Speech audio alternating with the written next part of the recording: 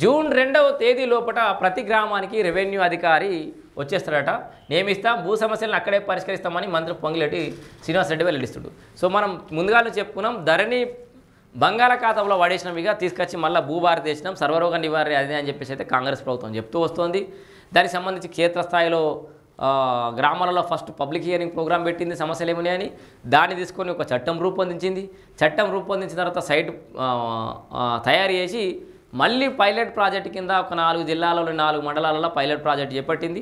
అక్కడ ఉన్నటువంటి సమస్యలు మనకు సొల్యూషన్ దొరుకుతుందా లేదా అని బట్టి దాంట్లో మార్పులు చేర్పులను ఉంటే భూభారతిలో చేసి పూర్తి స్థాయిలో రాష్ట్ర వ్యాప్తంగా అన్ని మండలాల్లో అన్ని జిల్లాల్లో అన్ని గ్రామాల్లో కూడా భూభారతిని అమలు చేయాలని చెప్పేసి అయితే రాష్ట్ర సర్కార్ భావిస్తోంది. అందుకు అనుగుణంగా రూల్స్ అయితే ఫ్రేమ్ చేసింది. అయితే ఈ భూభారతి సక్రమంగా నడవాలంటే గ్రామ పరిపాలన ఆఫీసర్లు జీపీఓలు అట్లాగనే లైసెన్స్డ్ సర్వేయర్లు, సో వీళ్ళందరూ కూడా చాలా ముఖ్యమని చెప్పేసి అయితే మనం ముందు నుంచి చెప్తున్నాం కదా. అయితే లైసెన్స్ సర్వేయర్లకు సంబంధించి కూడా దాదాపు ఎన్నో అప్లికేషన్లు వచ్చినాయట, అది కూడా ఇక్కడ ఉంది చూస్తా. సో కొన్ని వందల అప్లికేషన్లు అయితే వచ్చినాయి. లైసెన్స్ సర్వేయర్లు కూడా త్వరలో నియమించబోతున్నారు. దాంతోపాటు ఈ రెవెన్యూ అధికారులను కూడా జూన్ 2 లోపల నియమిస్తారట. ఇలా ఆల్రెడీ మే 16, 17, 16, సో 17 ఇప్పుడు ఆల్రెడీ మే అయిపోయినకి వస్తుంది. జూన్ 2 తారీఖు లోపల వీళ్ళను గ్రామ పరిపాలన ఆఫీసర్లను నియమిస్తారట. మరి ఎట్లా నియమిస్తారు? దాంట్లో ఉన్నాయి 10,954 గ్రామ పరిపాలన పోస్టులు ఉన్నాయి. దాంట్లోకి వెళ్ళి ఆల్రెడీ వీఆర్ఏలు వీఆర్ఓలు వాళ్ళు ఐచ్ఛికంగా రిటర్న్ వస్తాం, మేము గ్రామ పరిపాలన రెవెన్యూలోకి వస్తామని చెప్పేసి ఆప్షన్స్ పెట్టుకున్న వాళ్ళు చాలా తక్కువ, పెట్టుకున్న దాంట్లో అర్హులు ఉన్న వాళ్ళు చాలా తక్కువ. దాదాపు 4-5 వేల మంది మేబీ గ్రామ పరిపాలన ఆఫీసర్లు వచ్చేటట్టున్నారు. సో ఒక 2 గ్రామ పంచాయతీలకు ఒకరు చొప్పున 3 గ్రామ పంచాయతీలకు ఒకరు చొప్పున పెట్టే అవకాశం ఉండొచ్చు. ఇప్పుడు కొత్త వాళ్ళు రిక్రూట్ చేయడానికి ఇది టైం తీసుకునే అవకాశం అయితే ఉంది. సో అయితే మరి ఆ జీపీ వాళ్ళు ఎంత త్వరగా నియమిస్తారో ఒకసారి చూద్దాం. భూ సమస్యలను అక్కడే పరిష్కరిస్తాం మంత్రి పొంగిలేటి వెల్లడి అని చెప్పేసి అయితే ఒకసారి వార్త వస్తున్నాం, మనం చూద్దాం. అదే 5వ పేజీ ఉందట. అయ్యో, జూన్ 2 లోపు గ్రామానికి రెవెన్యూ అధికారి భూ సమస్యల పరిష్కారం ఎక్కడికక్కడే పరిష్కరిస్తామని చెప్పేసి అయితే ఉండు.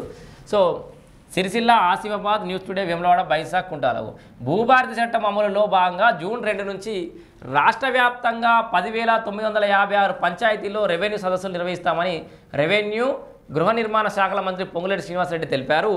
రెవెన్యూ అధికారులు మీ గ్రామానికే వస్తారు, వారి వెంట దరఖాస్తులు తీసుకొస్తారు, వాటిలో మీ సమస్యలు సూచిస్తే మీ గ్రామంలోనే పరిష్కరిస్తారు. సో మనం ఎక్కడికి తిరగాల్సిన అవసరం లేదు, రెవెన్యూ అధికారులే మీ ఊరికి వస్తారు, వాళ్ళే కాగితాలు తీసుకుని వస్తారు, దాంట్లో సమస్యలు తీసుకుని వస్తారు.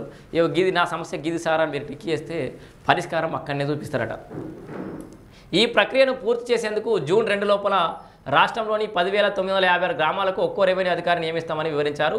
పైలట్ ప్రాజెక్టుగా భూభారతి అమలుకు 2వ విడతలో ఎంపిక చేసిన కొమురంభీం, ఆసిఫాబాద్ జిల్లా పెంచికల్పేట, నిర్మల్ జిల్లా కుంటాల, రాజన్న సిరిసిల్ల జిల్లా రుద్రంగిలలో మంత్రులు సీతక్క, పొన్నం ప్రభాకర్లతో కలిసి శుక్రవారం నిర్వహించిన అవగాహన సదస్సుల్లో ఆయన మాట్లాడారు. సో భూభారతి అమలుకు తొలుత ఎంపిక చేసిన 4 జిల్లాల్లోని 4 మండలాల్లో రైతుల నుంచి 13,000 దరఖాస్తులు వచ్చాయి. వాటన్నింటినీ పరిష్కరించి జూన్ 2న రాష్ట్ర అవతరణ దినోత్సవం సందర్భంగా ముఖ్యమంత్రి రేవంత్ రెడ్డి చేతుల మీదుగా రైతులకు భూపత్రాలు అందజేస్తాం. సో ఈ పైలట్ ప్రాజెక్ట్ ఏదైతే చేసిరో అక్కడ 13,000 అప్లికేషన్లు వచ్చినాయి. అవన్నీ పరిష్కరించి జూన్ 2 తారీఖు నాడు వాళ్ళకి పాస్ పుస్తకాలు మన రాష్ట్ర అవతరణ దినోత్సవం ఉంది కదా, ఆ రోజు రాష్ట్ర ముఖ్యమంత్రి రేవంత్ రెడ్డి చేతుల మీదుగా అందజేస్తారట. వాటికి పరిష్కారం కూడా చూపెట్టారట. మరి గ్రేట్. సో 2వ విడత 28 జిల్లాలోని 28 మండలాలను ఎంపిక చేశాం. ఇక్కడ ఇప్పటికే 1,500 దరఖాస్తులు రాగా వాటిలో 30% పరిష్కరించాం. భూ సర్వేలు మినహా మిగతావన్నీ పరిష్కరించి రైతులకు పత్రాలు అందజేస్తామని వివరించారు. సర్వేలకు సంబంధించి అయితే ఇప్పుడు పైలట్ ప్రాజెక్టులో సర్వే చేయడానికి వీళ్ళది కాబట్టి సర్వే చేస్తలేరట. సర్వేలు అనేది మొత్తం రాష్ట్ర వ్యాప్తంగా అన్ని భూ కమతాల సర్వే అనేది నిర్వహిస్తారు. పేదల భూములు దోచుకున్నారని మంత్రి సీతక్క అంటుంది. పేదల జీవన విధానం భూమి అని ఉమ్మడి ఆదిలాబాద్ జిల్లా ఇన్ఛార్జ్ మంత్రి సీతక్క అన్నారు. ప్రస్తుతం పోడు ప్రభుత్వ భూముల్లో సాగు చేసుకుంటున్న రైతులకు పట్టాలు ఇవ్వాలని రెవెన్యూ మంత్రి కోరారు. ఆయా కార్యక్రమంలో ప్రభుత్వ పాల్ శ్రీనివాస్, ఎమ్మెల్సీ దండే విఠల్, సో వీళ్ళందరూ అయితే పాల్గొన్నారు. మొత్తానికి జూన్ 2 తారీఖు లోపల గ్రామ పరిపాలన ఆఫీసర్లు వస్తారు. సో జూన్ 2 తారీఖు నాడు జూన్ 12 తారీఖు వరకలా జూన్ 2 తారీఖు వరకలా మొత్తం వీళ్ళందరికీ ఏదైతే పైలట్ ప్రాజెక్టులు చేపట్టారో అక్కడ సమస్యలు పరిష్కరించి మన రాష్ట్ర ముఖ్యమంత్రి రేవంత్ రెడ్డి చేతుల మీదుగా పాస్ పుస్తకాలు అయితే అందజేస్తారట. సో గ్రామానికి రెవెన్యూ అధికారి వస్తాడని చెప్పేసి అయితే ఇది చెప్తుంది.